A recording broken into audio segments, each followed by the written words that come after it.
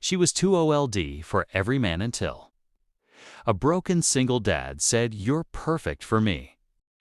She had learned to sit with the silence long before the world decided to label her with a word that stung more than rejection ever condoled. At 39, Mira no longer pretended she didn't hear it in polite pauses, in men's forced smiles, in the way conversation shifted when age surfaced like an inconvenient truth. She had been beautiful once in ways people openly admired.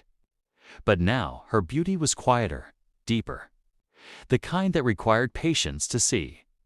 And patience was something most people no longer carried. Years earlier, she had imagined a life filled with shared breakfasts, a child's laughter echoing through narrow hallways, a hand reaching for hers without hesitation. Instead, she had watched relationships fade for reasons that were never fully spoken, only implied. Too serious, too independent, too late. She told herself she was fine alone. And most days she believed it, until nights arrived with their soft cruelty, reminding her that strength didn't cancel longing. On one such evening, after another dinner eaten in thoughtful quiet, Myra found herself walking through the city streets she had known for years, the cold air brushing against her coat, her mind heavier than her steps. She wasn't running from anything. She was simply moving, hoping motion would untangle thoughts that had grown too familiar. That was when she heard a child crying. Not the fleeting sound people ignore, but the deep, panicked sob of someone overwhelmed. Instinct pulled her toward the sound before logic could intervene.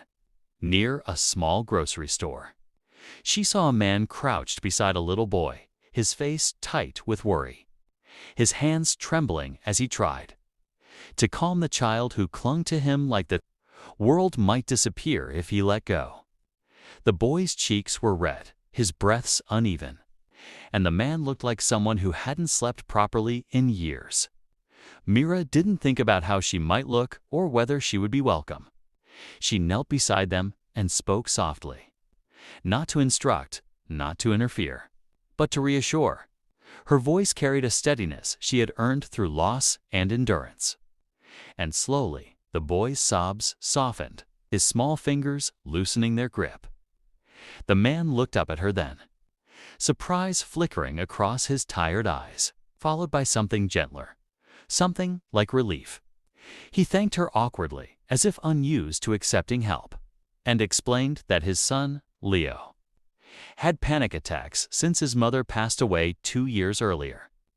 The words fell heavy between them, grief recognizable even without detail. Myra nodded, not offering sympathy like a script, but understanding without performance. They parted soon after, exchanging names with the casualness of strangers who didn't expect their paths to cross again. Yet something lingered, a subtle shift she couldn't quite name. Days later, she saw them again. This time at the park she passed every morning on her way to work. Leo waved as if greeting an old friend, and the man Nathan smiled, a real smile that reached his eyes despite the lines fatigue had etched there. Their conversations grew naturally, stitched together by small moments rather than intention. Ethan spoke of single parenthood not as a tragedy, but as a constant balancing act, one he performed daily with quiet determination. Myra shared pieces of her life without editing them to sound lighter than they were, and to her surprise, he didn't flinch. He listened the way people rarely did anymore, not waiting for his turn to speak, not measuring her words against invisible expectations. She noticed how protective he was of Leo, how the boy leaned into his father as if trust were a physical thing, and she admired the man Ethan had become through pain rather than despite it. Yet doubt crept in whenever she allowed herself to feel warmth. She had been here before, in moments that felt promising, until reality arrived to remind her of her age, her history, her so-called complications.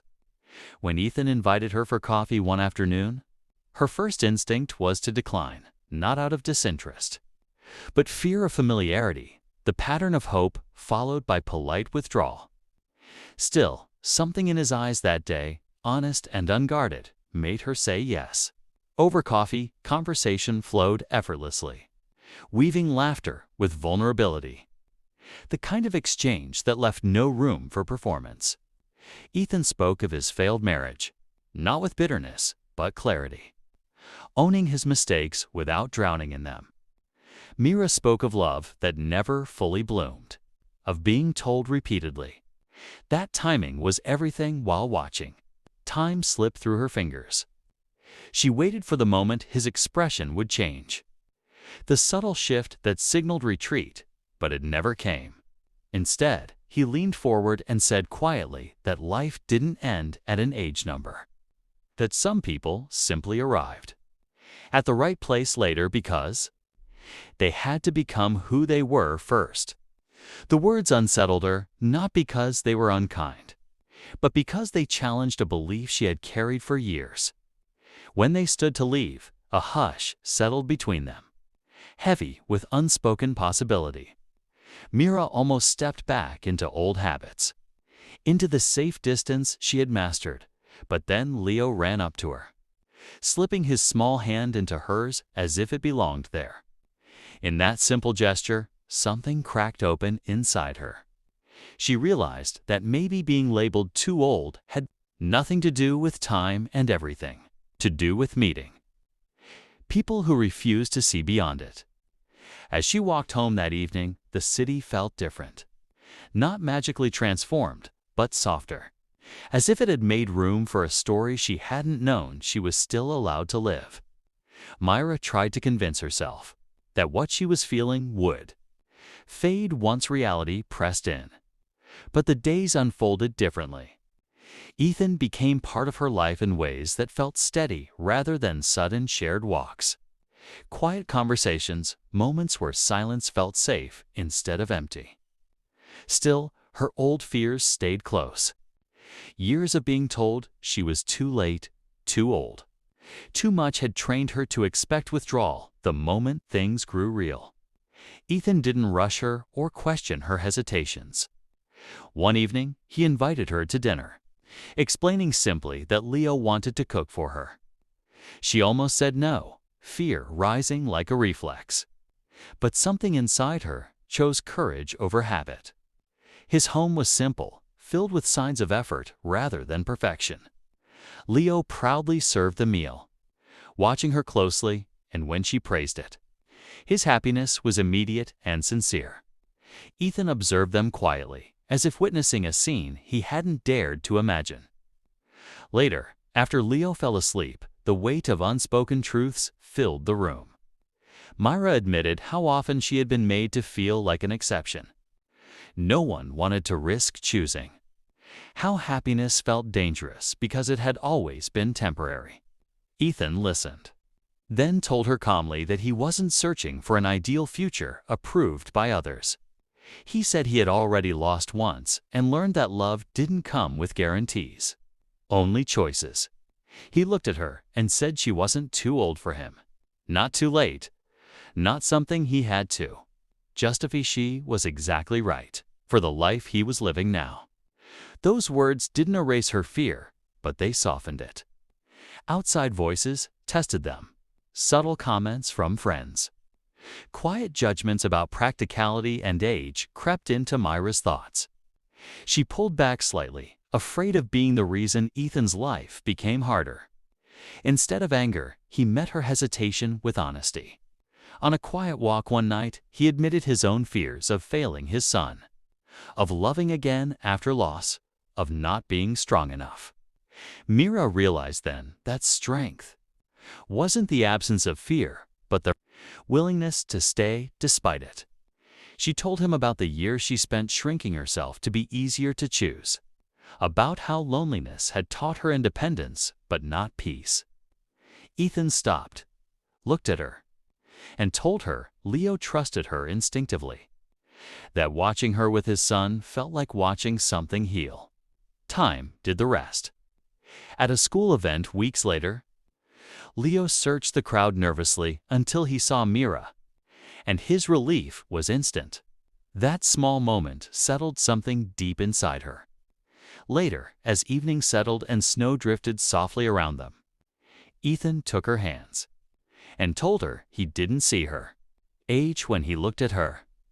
Only the woman who showed up, who stayed calm in storms, who fit into his life without erasing the past. Myra felt tears fall, not from pain, but release.